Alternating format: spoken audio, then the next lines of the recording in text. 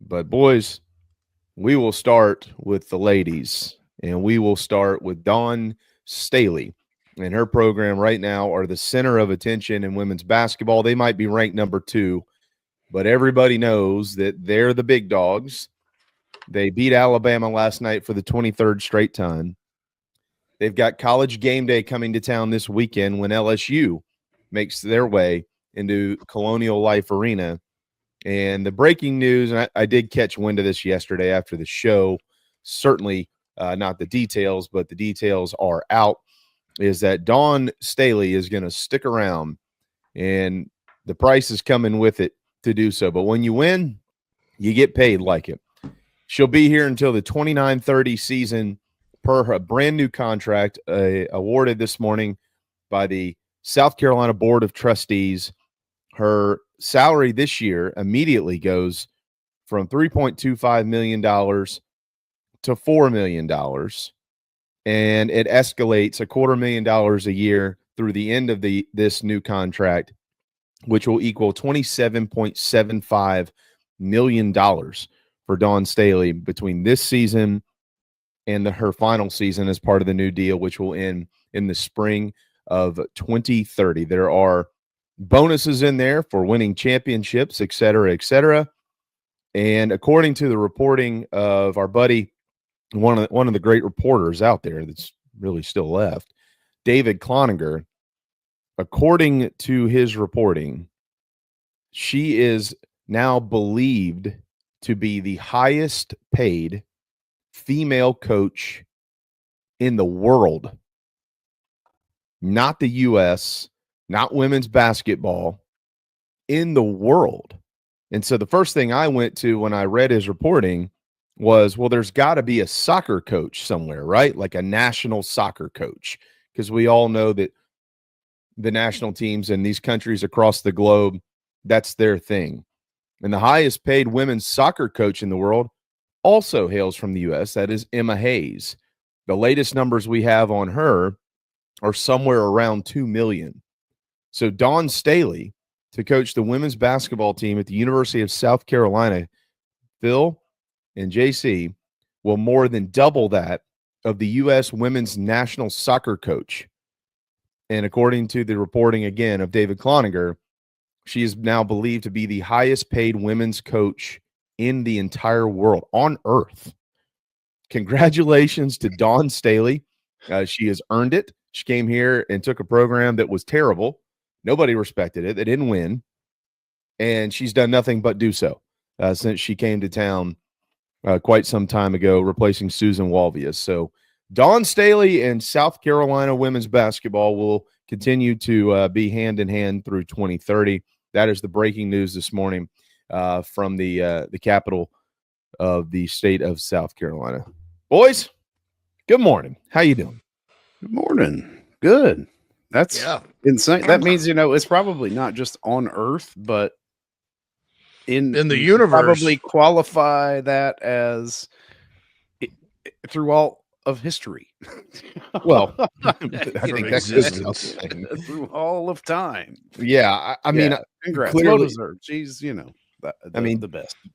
Yeah, and DC was obviously careful in his reporting with the Post and Courier and saying she is now also believed to be. Obviously, that is not necessarily confirmed, but we all know David Cloninger pretty well, and David, if he's going to put it in writing, it's something that he went to the end of the earth looking, and probably my guess is just couldn't find anything that said there's a higher paid one somewhere out there.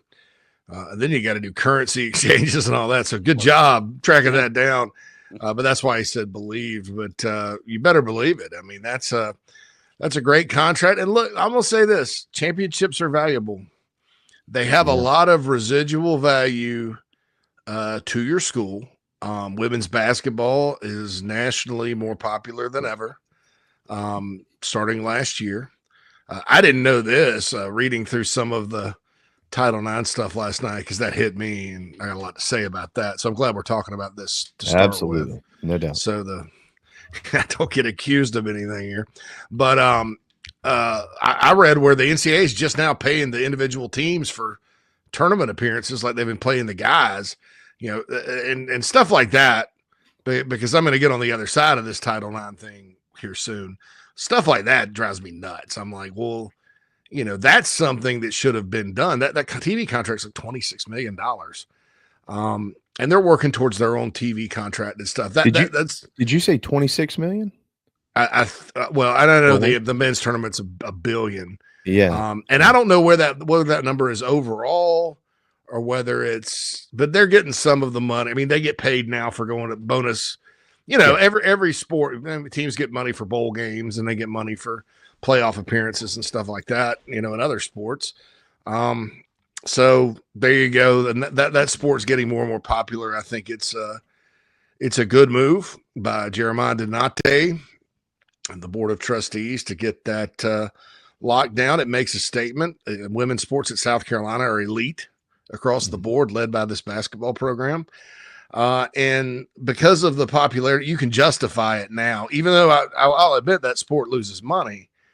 But think about the stuff you can't really put a price on, championships. I mean, everybody in the country, because of Caitlin Clark in Iowa last year, was watching that game. And they saw South Carolina, destroy them. And so everybody knows what the Gamecocks are, and people don't. But if we go up in South Carolina, everybody knows what that is, and neighboring states and things like that. Oh, they're the Gamecocks. But across the country, man, I mean, I'll tell you this about Clemson. Nobody knows that Clemson's in South Carolina, outside of, I mean, if you get far enough away, like in Chicago, they thought, I'll ask you, where's Clemson? It's in Georgia, North Carolina, Alabama, it's in the southeast somewhere. Alabama, and I'm like, no. And that's not a slight on Clemson. I mean, obviously winning the championships in football and stuff have helped their brand, even if people don't know where it's located. But, South Carolina throughout the history, first 100 and something years of this athletic program, they didn't have a lot of championships. Didn't have a lot to hang their hat on. Didn't have a lot of, national type, where your coach and your players are synonymous with the game and winning big. And that helps your athletic department. I mean, you can ask Tennessee people how much Pat Summitt meant to that athletic program. And heck, they were winning in football too during that time. But, that it's very valuable for a lot of different reasons other than the sport producing revenue or whatever.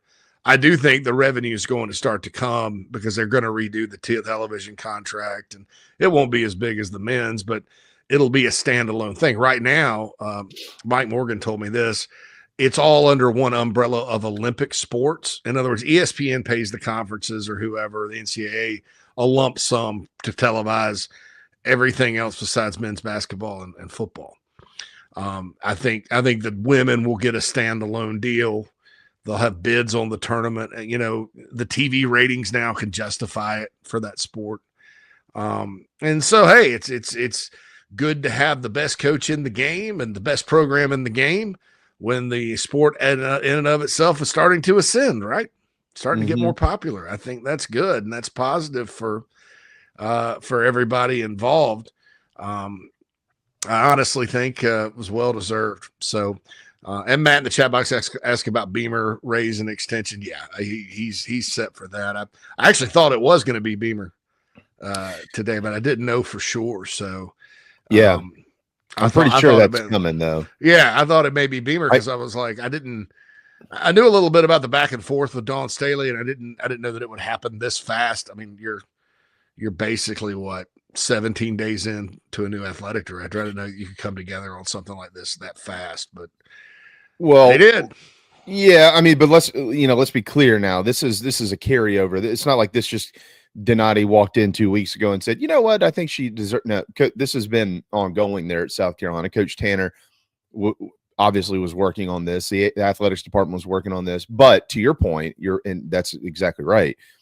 You had a change in leadership at the AD position, and it's almost like the government, right? Like if you're the outgoing AD, in this case, Coach Tanner, you could do everything in your power just to shove a bunch of stuff through before your tenure is over and get the board to approve it all, whatever, et cetera, et cetera, et cetera. Or you could work hand in hand with the incoming administration. And in this case, you're replacing one person, which is the athletics director at South Carolina. And my understanding is that, everybody was working hand in hand to make this happen. Same thing with Shane Beamer.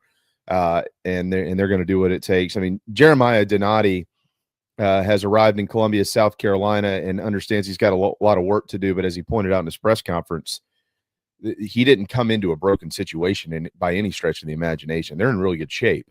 And so they're going to, they have worked together on this thing. And this is great. Another point you made, JC, I think the word brand, we mentioned this yesterday with what's coming on Monday with our 2 programs that will begin. But women's basketball has continued to increase in exposure, right? So we see it now, Sunday afternoon on ABC or on ESPN or whatever. Television has gotten bigger. Last year, the last couple of years, the Caitlin Clark story. I know that and this is something we'll come back to in a little while, villains in college athletics, but LSU was kind of Mad Dog, JC. They were kind of the villains of the sport, if you will, the women's side, with Kim Mulkey and Angel Reese and those things. And you either loved it or you really didn't. There was no neutrality on that. If you ask somebody for an opinion, you got one heavily one way or heavily another way. But what did you just say? It helped the sport grow, right? It increased exposure. And when you increase exposure in anything, whatever the main brand is in that is going to be the one that gets exposed the most. And South Carolina has been the best program in women's basketball for the last few years. Honestly, dating back to 2017, they're coming up on a decade now of being the breadwinner in women's hoops. And that includes the WNBA.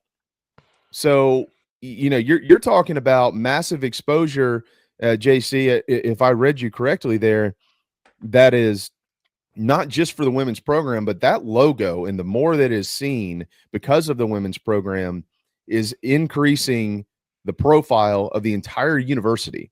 Much like if you remember when South Carolina baseball won the national championship, Steve Spurrier was adamant and how that was going to affect everything else in that athletics department. And it did. It affected the football program. It affected everything. It made people pay attention to South Carolina a little bit more than they were at that point in time. So what Dawn Staley, while women's basketball historically loses money, that is a fact. You can fight it and debate it all you want to, but then you can go pull public records and you'll see what I'm talking about. Historically, the sport itself loses money, right? The program loses money. The revenue that the university generates because of the exposure, though, and the profile of those girls and those ladies and the head basketball coach, Dawn Staley, as a program, athletics department wide, it nets money. So I agree. Like, I do think that, Dawn Staley absolutely was do this. And this is hopefully in the next 3 or 4 years, 5 years, she can win 3 or 4 more national championships, and that'll earn her some more coin.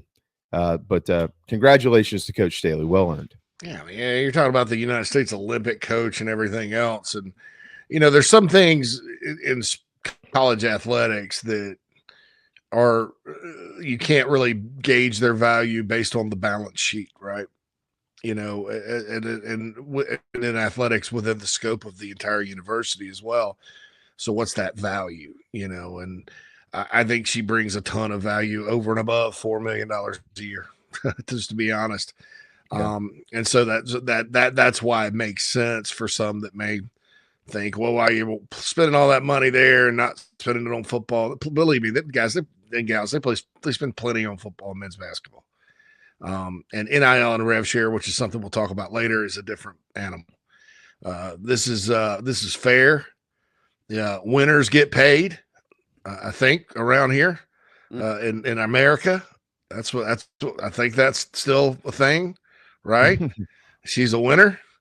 And when you look at the sport overall, there's a lot of when you're talking about establishing a national athletics brand, right? You need to be really, really dang good at something. And if it's and women's basketball has not always been super popular. People kind of paid attention to Tennessee and UConn, and there's still like not the depth of good programs that you want. This year it's probably there's more than there was. South Carolina, UCLA. I think having Iowa and Caitlin Clark and having LSU, the villains and stuff, that was big time drama last year that the sport needed. So there's more than there used to be. It's not just a 2-horse race with Tennessee and UConn anymore. UConn's still around. Tennessee's trying to get their program back up. But you look at the top 5 right now. LSU's number 5 and undefeated. But there's 2 schools in Los Angeles, which is the second largest media market in the United States, right, that are rolling.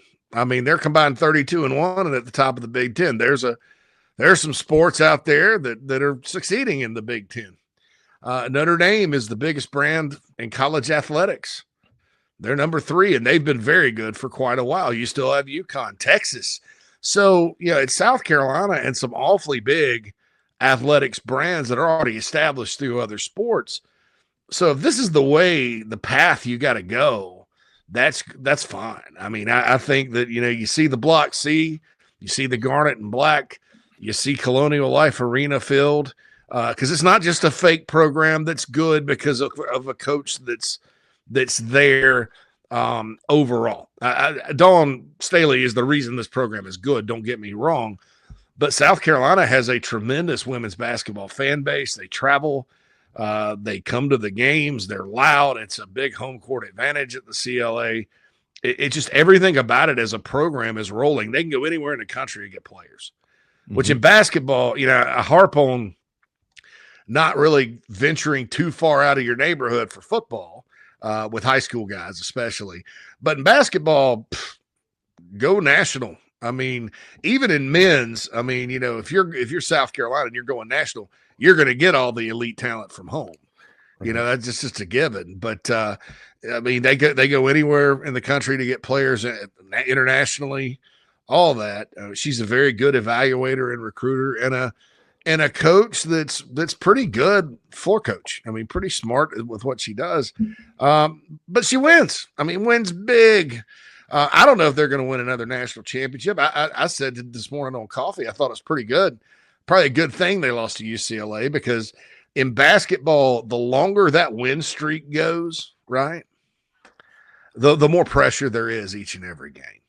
I saw it with, I guess I can't get over, sometimes I can't get over things that happened like 30 years ago, the 90s, which is where I came of age. But y'all remember UNLV and Duke in the Final Four year, right? UNLV had just destroyed everybody the year before and won it all. Had everybody back. They're like 31-0, but they got to the finals and lost. Kentucky recently against Wisconsin. You remember that? Undefeated and lost. So in basketball is not an undefeated sport. It's sometimes good to take an L.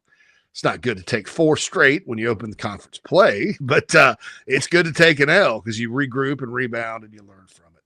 So, I hats off to Dawn Staley for getting paid. I think this continues to reinforce this university, this institution is serious about winning and serious about excellence across the board. I think that's what this fan base demands. I've said before, South Carolina's got kind of Ohio State type expectations and that everybody expects them to be good at everything. It's not just it's a football school, but it's not just a football school. There are standards. Some of them are impossible to meet sometimes that, you got to be good at women's basketball, men's basketball, and baseball too. And if softball's struggling, they want to fire the softball coach, and they did. Golf too. It's not just a place where all the eggs are in one basket. And being in the SEC, and thanks to the fan base and the passion and their support, it's realistic to achieve that excellence. Yeah. And I think it's been trending in that direction since the turn of the century in 2000 now for about 25 years. So that's overwhelmingly positive.